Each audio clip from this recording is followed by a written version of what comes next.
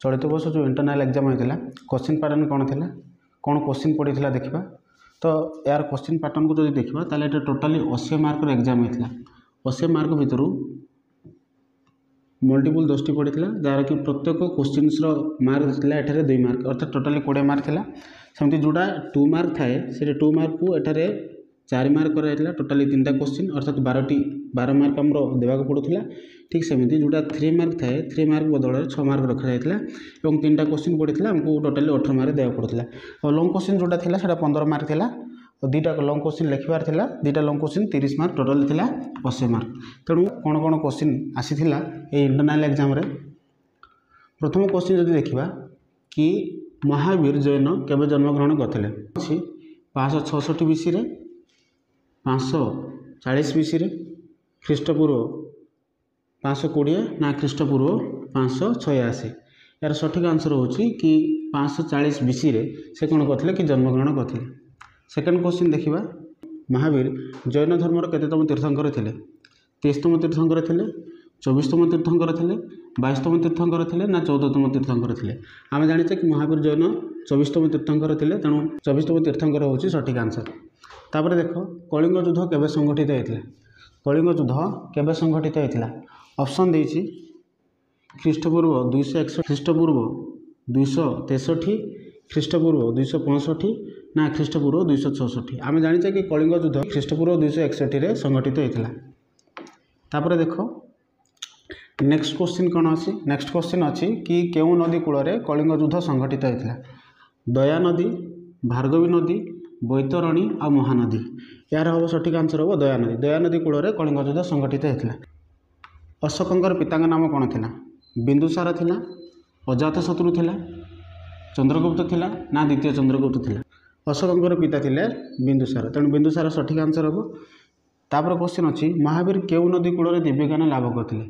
महावीर केउ नदी कूल दिव्यज्ञान लाभ करते ऋजुपालिका निरंजना गंगा ना कुशी से ऋजुपालिका नदी कूल से दिव्यज्ञान लाभ करते तेणु सठिक आंसर चौर सठिक आंसर हम ऋजुपालिका। 6 जोड़ा देछि महावीर केउठारे मृत्युवरण करथिले ऑप्शन देछि पाबा ठारे कुशनरा ठारे मगध ठारे ना वैशाली ठारे यार सठिक आंसर होछि पाबा ठारे से मृत्युवरण करथिले तेणु 6 पाबा हेबो। तापर देछि महावीर केबे मृत्युवरण करथिले महावीर केबे मृत्युवरण करथिले ऑप्शन देछि ख्रीष्टपूर्व 465 ख्रीष्टपूर्व 468 ख्रीष्टपूर्व 566 ना ख्रीष्टपूर्व 540 रे महावीर केबे मृत्युवरण करथिले यार आंसर होछि ख्रीष्टपूर्व 468 रे तांकर मृत्यु होइतिला। क्वेश्चन अछि अशोक केबे सिंहासन आहरण करथिले ऑप्शन अछि ख्रीष्टपूर्व 261 रे ख्रीष्टपूर्व 273 रे ख्रीष्टपूर्व 278 ना ख्रीष्टपूर्व 269 तेणु यार सठिक आंसर हम कौन ख्रीष्टपूर्व 269 से सिंहासन आहरण करथिले। तापर क्वेश्चन अछि अशोकंकर राज्याभिषेक पर्व केबे पालन होइतिला अशोकंकर राज्याभिषेक पर्व केबे पालन होइतिला ऑप्शन देछि 269 बीसी तापर देछि 261 बीसी रे ख्रीष्टपूर्व 273 ना ख्रीष्टपूर्व 265 तो ये 2टा क्वेश्चन थिला जो 2टा क्वेश्चन पिला मानक बहुत द्वंद्व पकईची कि एक्चुअली आंसर हम कोटा मु तार प्रमाण देखा चाहिए आपको एटा ब्यूरो बही आधारित ब्यूरो बही जब आम देखा कि 273 बीसी रे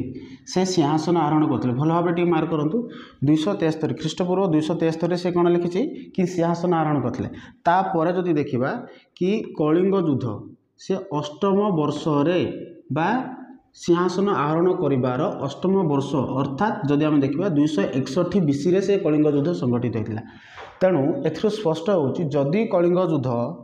261 बीसी रे हेची तामने से कहछि कि तार 8 वर्ष पूर्व से कौन करथिले कि सिंहासन आहरण करथिले एटा लिखा जायछि कि तांकर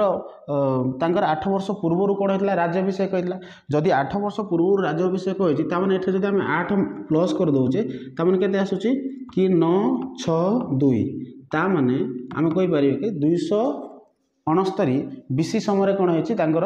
राज्याभिषेक होइछि तेणु एठे आउ गोटे जिनस क्वेश्चन आसथो कि 273 रे जदि शुण जदि 269 बीसी रे तांकर राज्याभिषेक हैला तो ता पूर्व से सिंहासन किपरि आहरण कले 269 बीसी रे तांकर जदि राज्याभिषेक होउछि एइदर राज्याभिषेक पूर्व हेबा कथा तापर से सिंहासन आरोहण करने कथा किंतु एठार कही 273 BC रे से कौन करले सिंहासन आरोहण करते तेणु ये क्वेश्चनटा भूल अच्छी तेणु दुईटा जाक कौन हम कि 269 BC समय से सिंहासन भी हरण करते और राज्याभिषेक भी होते 2 मार्क बदल जोटा कि 4 मार्क दि जाए 4 मार्क और 6 मार्क कौन कौन रही देख प्रथम जो क्वेश्चन थिला प्रथम क्वेश्चन हूँ अशोक कलिंग युद्ध कर कारण कौन थी कौन कौन कारण था जो प्रथम क नंबर जोटा अच्छी अशोक कलिंग युद्ध करते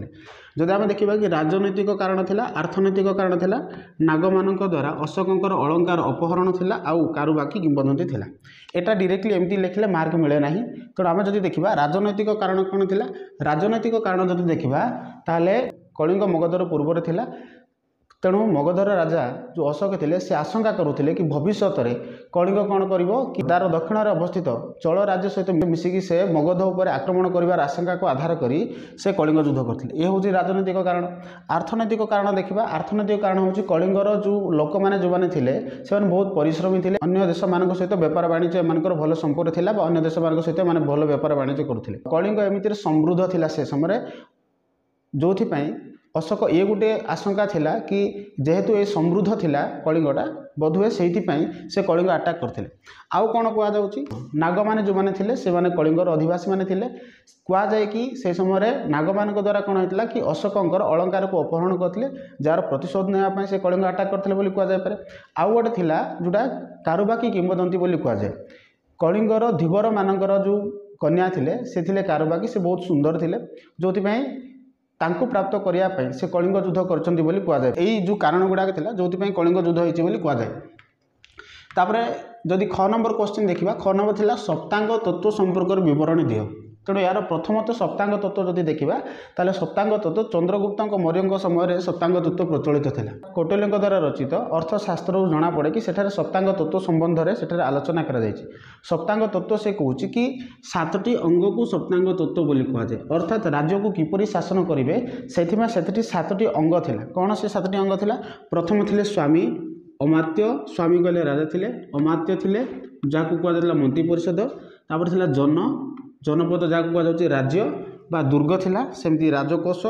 जहाँ राजकोष बोली कहुए दंड व्यवस्था थिला आ मित्र राष्ट्र थिले आपको कहुए सप्तांग तत्व तेणु चंद्रगुप्त यही अंग को सप्तांग तत्व बोली कहुए तेणु यहाँ जी मैंने लिखिं से सठिक हो से कौन बराह मेहरंकर 2 गोटी पुस्तकर नाम लिख बराह मेहरंकर 2 गोटी पुस्तक बराह मेहर बृहत् संहिता लिखिते बराह मेहर द्वारा रचित होता बृहत् संहिता जो कि 60टी छंद आलोचना कथा कहुच्छी बराह मेहर द्वारा बृहत् संहिता लिखा जाता जो कि 60टी छंद विषय आलोचना आउ कौन लिखले बराह मेहर वैज्ञानिक संक्रांतीय ग्रंथ जदि देखा पंच सिद्धांतिका द्वारा रचना कराइला सेमती बृहत् जातक लिखा जाता लघु जातक एगुड़ाक बराह मेहरंकर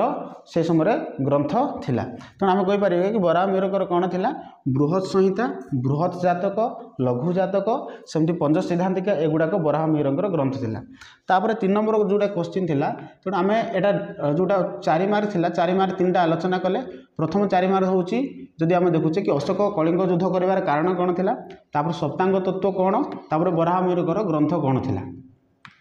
बर्तमान जो 6 मार्क थिला 6 मार्क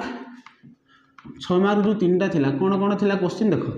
प्रथम कही गुप्त जुगर नीतिशास्त्र संबंध में आलोचना कर गुप्त जुगर नीतिशास्त्र संबंध में आलोचना कर तो गुप्त जुगर नीतिशास्त्र कथा जदि कहबा नीतिशास्त्र द्वारा से समय कौन करा कि राज्य शासन करा नीतिशास्त्र कौन कौन थिला से समय कामंदक थे कामंदक द्वारा रचित होता नीतिसार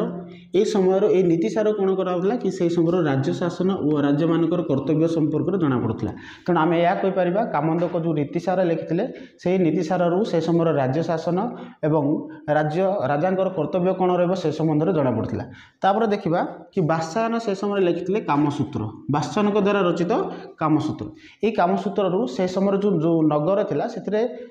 संभोग जीवन किपरि थिला से समय लिखा जाता बादशाहन तेणु ये 2टा थिला से समय कौन नीतिशास्त्र बोली कहुच्छे चंद्रगुप्त मौर्य समय रचित होता नीतिशास्त्र से समय कौन कौन थिला से कौच कामंदक द्वारा रचित होता नीतिसार कामंदक द्वारा नीतिसार रचना कराइला जो थे राजा कर्तव्य था राजा किपरि राज्य शासन करेंगे से संबंध जना पड़ता सेमती आउ गोटे थिला बत्सायन लिखिते काम एथुरु जना पड़ता कि से समय नगर